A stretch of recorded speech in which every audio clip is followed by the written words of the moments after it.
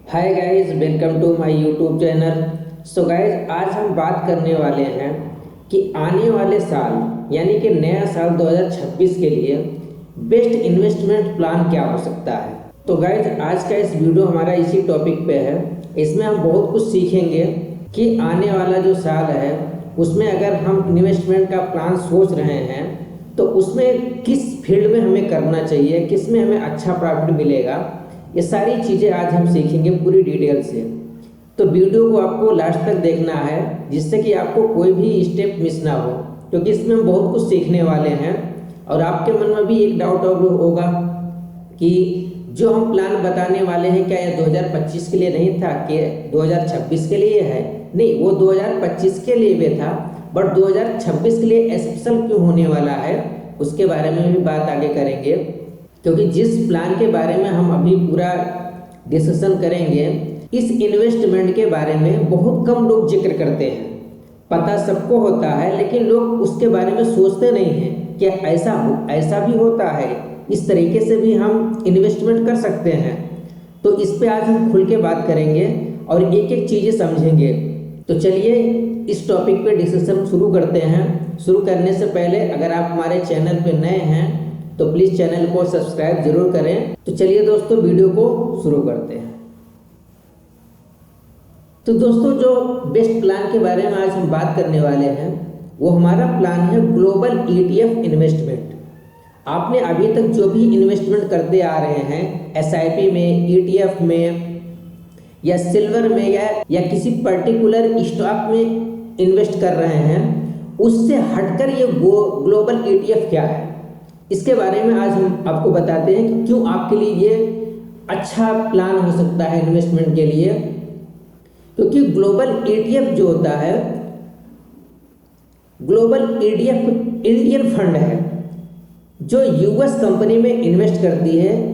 यानी आप इंडिया में बैठे बैठे गूगल, माइक्रोसॉफ्ट, एप्पल, एनवीडिया में इन्वेस्ट कर सकते हैं, वो भी सिर्फ 500 की SIP से।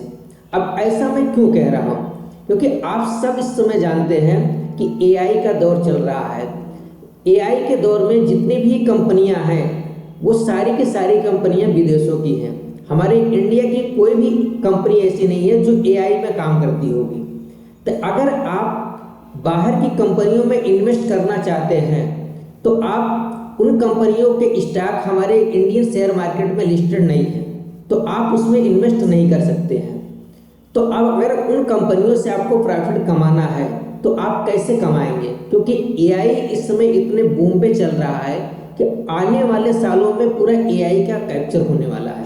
तो अगर AI कंपनी में हमें इन्वेस्ट करना, अच्छा प्रॉफिट कमाना है, तो हम उसको कैसे करेंगे, क्योंकि अभी हमारे इंडिया में कोई AI कंपनी तो है नहीं जिसका शेयर स्टॉक में लिस्टेड हो। तो उसको इन्वेस्ट करने के लिए हमें एक ऑप्शन मिलता है ग्लोबल ETF का। तो ग्लोबल ETF के द्वारा हम विदेशों की कंपनियों में इन्वेस्ट कर सकते हैं। अब वो कौन कौन से ETF है जिसमें हम इन्वेस्ट कर सकते हैं वो अभी आपको हम बताते हैं। तो गाइस, जो हमारे बेस्ट ETF हैं, ग्लोबल ETF हैं, उसमें पहला आता है मोतीलाल ओसवाल का, दूसरा है मिराई एसेट का, तीसरा है मिराई एसेट 500 इंडेक्स फंड का। अब मैं इस फंड की बात क्यों कर रहा हूँ, क्योंकि इस फंड की बात इसलिए मैं कर रहा हूँ, इस फंड में आप जाके देखेंगे तो इनमें जो वैल्यू है, इनका जो AUM जो इसमें पैसा लगा हुआ है वो बहुत ज़्यादा लोगों का पैसा लगा हुआ है और ये काफ़ी सालों से चल रही हैं। इस वजह से हमने इन फंड को चूज किया है आपको बताने के लिए कि ये हमारे फंड हैं जो ग्लोबल ETF हैं, जिसमें ये विदेशों की कंपनियों में पैसा लगाते हैं, वहाँ इन्वेस्ट करते हैं। तो वहाँ से जो प्रॉफिट होता है वो हमें इंडियन रुपये में यहाँ पे अच्छा प्रॉफिट हमें मिल जाता है। क्योंकि जिस तरीके से आप देख रहे हैं कि हमारे देश का पैसा वो कमज़ोर होता जा रहा है और जो डॉलर है वो डॉलर कितना आगे चला जा रहा है। तो जो ये कंपनियां हैं ये सीधा डॉलर में, विदेशों की कंपनियां हैं तो डॉलर में इनमें इन्वेस्ट होता है। तो अगर यहाँ पे प्रॉफिट होगा तो हमें जो यहाँ पे प्रॉफिट होगा इंडिया में वो हमारा पैसा ज़्यादा प्रॉफिट होगा। इस वजह से लोग क्या कर रहे हैं, इस समय ग्लोबल ETF में इन्वेस्ट कर रहे हैं। अब ये आपको नाम सुन के नया लग रहा होगा, बट ये नया नहीं, ये पुराना है। लोग इस पे बात नहीं करते हैं कि ये इसमें इन्वेस्ट करना चाहिए। इसीलिए मैंने आपको बताया कि आने वाले 26 में अगर आप प्लान कर रहे हैं इन्वेस्ट कर लिए, तो आप ग्लोबल ETF में इन्वेस्ट कर सकते हैं। अब इसमें इन्वेस्ट कैसे करेंगे आप, तो वो भी आपको बताते हैं आपको कैसे इसमें इन्वेस्ट करना है। तो गाइस, ETF में इन्वेस्ट करने के लिए आपके पास डीमैट अकाउंट का होना बहुत ज़रूरी है। किसी भी कंपनी का डीमैट अकाउंट हो, आपके पास डीमैट अकाउंट होना चाहिए। आप उस डीमैट अकाउंट को ओपन कर लीजिए। ओपन करने के बाद से आप सीधा ETF में आइए। आप ETF पे क्लिक करिए, तो हमारे पास यहाँ पे एंजन वन है। हमने एंजन वन को ओपन कर लिया है। यहाँ हम ETF पे क्लिक करते हैं। अब जैसे ही यहाँ पे हम ETF पे क्लिक करते हैं, यहाँ पे पूरे ETF का नाम आ जाता है कि आप इंडेक्स के ETF में कर रहे हैं या गोल्ड के या सेक्टर किसी में। तो हम यहाँ पे व्यू वाल पे क्लिक कर दिए, यानी इसमें सारे ETF हमारे आ जाएंगे। अब हमने जो आपको नाम बताया है उस ETF को आपको यहाँ पे सर्च करना है। तो हमारा जो पहला नाम था यहाँ पे मोतीलाल ओसवाल का, तो इसका जो शॉर्टकट नाम है मोन 100। जैसे आप यहाँ पे मोन 100 डालेंगे, देखिए उस ETF का नाम आ गया यहाँ पे। इसकी जो प्राइस है इस समय 233 रुपये प्राइस है। अब इस ETF पे आप अगर क्लिक करेंगे, तो यहाँ पे आप इस पूरी ETF की हिस्ट्री यहाँ पे जान सकते हैं कि ये ETF कितने सालों से चल रहा है। देखिए ये ETF हमारा 2011 से चल रहा है, और इसका फंड मैनेजर कौन है ये भी आपको यहाँ पे देखने को मिल जाएगा।